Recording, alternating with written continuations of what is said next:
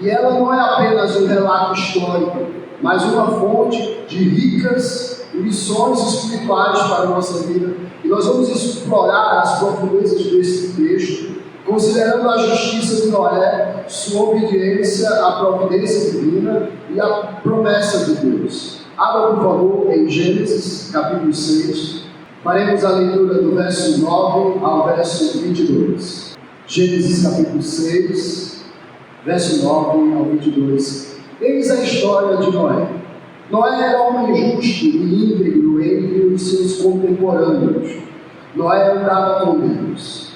Gerou 3 filhos, Sem, Cã e Jafé. A terra estava corrompida à vista de Deus e cheia de violência. Viu Deus a terra e eis que estava corrompida, porque todo ser vivente havia corrompido o seu caminho na terra. Então disse Deus a Noé: eis ouvi da agrado de toda a carne, porque a terra está cheia de violência dos homens, eis que os farei perecer juntamente com a terra. Faze uma arca de tábuas de cipreste, nela farás compartimentos e a calafetarás com betume por dentro e por fora. Deste modo a farás. De 300 côvados será o comprimento, de 50 a largura e a altura de 30. Farás ao seu redor uma abertura de um côvado de altura. A porta da arca colocarás lateralmente. Farás pavimentos na arca, um embaixo, um segundo e um terceiro. Porque estou para derramar águas em dilúvio sobre a terra, para consumir toda a carne em que há fôlego, um fogo de vida, debaixo dos céus. Tudo o que há na terra perecerá. Contigo, porém, estabelecerei a minha aliança. Entrarás na arca, tu e teus filhos e tua mulher, e as mulheres de teus filhos. De tudo o que vive, de toda a carne, 2 de cada espécie, macho e fêmea, farás entrar na arca, para os conservares vivos contigo. Das aves segundo as suas espécies, do gado segundo as suas espécies, e todo réptil da terra segundo as suas espécies. 2 de cada espécie virão a ti, para os conservares em vida. Leva contigo de tudo o que se come, ajunta-o contigo, ser-te-á para alimento, a ti e a eles. Assim fez Noé, consoante a tudo o que Deus lhe ordenou. Quando olhamos para o mundo ao nosso redor, muitas vezes nos deparamos com a decadência moral e espiritual. Em meio a essa escuridão, encontramos um raio de luz na história de Noé e a arca. Gênesis 6, de 9 a 22, nos apresenta um homem justo, sua obediência e a providência divina que trouxe salvação. Vamos explorar juntos a narrativa da arca como uma lição atemporal sobre justiça, obediência e a promessa de Deus em meio ao caos. É maravilhoso podermos contemplar um homem como Noé, pois desde que ele foi anunciado ali, já poderíamos observar a mão de Deus estendida para salvar o pecador. Aqui, nos versos de número 9, nós observamos o testemunho de Deus a respeito de Noé. Ele era homem justo e íntegro entre os seus contemporâneos. Noé andava com Deus.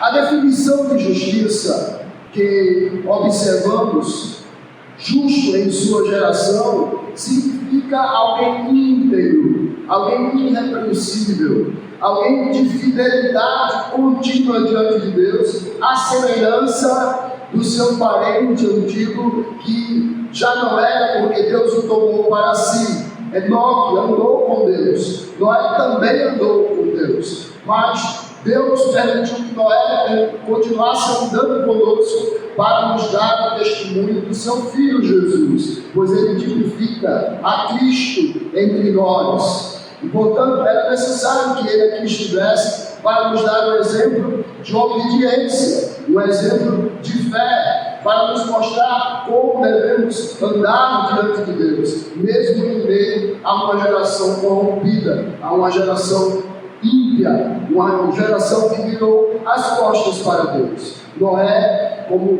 observamos, foi chamado à obediência. Deus falou com ele, e este chamado de Deus, ele é irresistível e eficaz. Ele foi chamado para a salvação. Deus chamou Noé para construir uma arca, oferecendo uma maneira de escape de um juízo eminente, juízo que aquela humanidade não imaginava acontecer. Eles nem mesmo nunca haviam visto uma chuva na vida deles. A Bíblia diz que a água, havia uma neblina que subia da terra, e esta neblina regava toda a terra. Não havia chuvas ainda, havia apenas uma parte seca e uma parte molhada, ali como hoje conhecemos na geografia a Pangeia, onde toda a terra estava unida. Mas com o dilúvio, então Deus abre as comportas da terra, Ele racha o planeta Terra, e a água que havia dentro do planeta jorra com pressão e temperatura inigualáveis. Ela ultrapassa as camadas estratosféricas da Terra e se acumula até mesmo no espaço sideral. Temos, por exemplo, o cometa Halley, de 70 anos, passa aqui pela terra como um testemunho deste dilúvio, pois ele é feito totalmente de água. Isto foi o que aconteceu naqueles dias. Ali a terra se separou, como a conhecemos hoje, o continente africano, europeu e asiático, e mais assim estamos nós aqui na América do Sul. E tudo isso foi um efeito do dilúvio. Deus modificou a geografia deste mundo por causa da iniquidade do homem. Ele iria fazer perecer todos os que o desobedeciam. Em um mundo corrupto, nós somos chamados a manter nossa retidão, e ao olharmos para esta história, somos chamados a considerar tanto na bondade quanto na severidade de Deus. Enquanto Noé era vivo, a Bíblia diz que ele foi pregador da justiça, ele anunciou as boas novas, ele falou da majestade de Deus, ele mostrou que os homens não deveriam viver a revelia como se não houvesse Deus. Eles deveriam se arrepender do seu pecado, da sua decadência moral. Noé escolheu viver retamente e estabeleceu um exemplo para nós. Ele nos mostra como devemos trilhar a jornada da fé. Aqui o chamado de Deus para Noé é um chamado para a obediência, e todos nós também somos chamados para a obediência. Esta é a dimensão da obediência. A obediência de Noé é a evidência na construção meticulosa da arca, seguindo as instruções precisas de Deus. Ele não inventou moda, ele não teve uma ideia diferente daquela que Deus havia determinado para ele. Ele seguiu a risca, passo a passo, tudo o que Deus lhe ordenara. E Deus providenciou tudo o que ele precisava. Deus anunciou a Noé como ele deveria construir, o que ele iria fazer, e também disse que iria direcionar para ele cada um daqueles animais que iriam estar na arca. Portanto, ele deveria apenas confiar, deveria apenas esperar em Deus, e ele assim fez. Ele não olhou para as circunstâncias ou para o contexto no qual ele estava inserido. Ele olhou firmemente para o autor da sua fé, para a providência de Deus, e portanto ele decidiu confiar unicamente. Ele não apenas ouviu, como muitos de nós ouvem, e até mesmo está em conformidade, ele não concorda ou aceita, mas não se submete, não está ali trabalhando no reino de Deus, não está com a mão realmente no arado, na seara, trabalhando pelo Senhor, está de braços cruzados, deitado, conformado com o mundo. Nós precisamos nos transformar e nos renovar cada dia, assim como Noé. Somos chamados a obedecer aos comandos de Deus para encontrar salvação em Cristo Jesus. A porta fechada por Deus é algo extremamente significativo.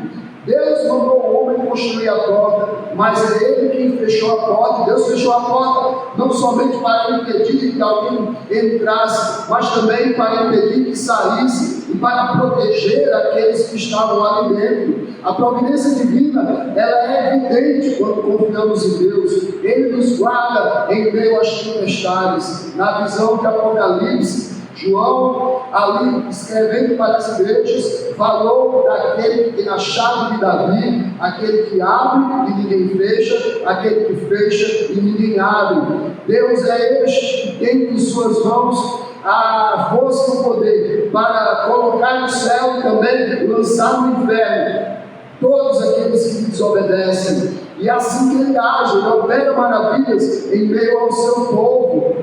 Ele está operando hoje da mesma maneira, porque ele não mudou. Ele disse: assim como foi nos dias de Noé, será nos dias da vinda do Filho do Homem. Após o dilúvio, Deus fez uma aliança com Noé, simbolizada por um arco-íris. Este arco-íris, diferente daquele que estava sobre a cabeça de Jesus, que era como esmeralda, este é o que conhecemos, que nos avisa sobre chuvas e que também nos lembra que Deus não destruirá mais a terra. Do mesmo modo, é um símbolo de uma aliança com Deus. Ele é o Deus dos pactos. Ele nos chama a fazermos uma aliança com Ele por meio do batismo e da profissão pública de fé, apontando para o sacrifício final de Cristo como a nossa verdadeira arca da salvação, como aquele que morreu em nosso lugar para nos redimir. Também somos chamados a olhar para aquele que foi levantado,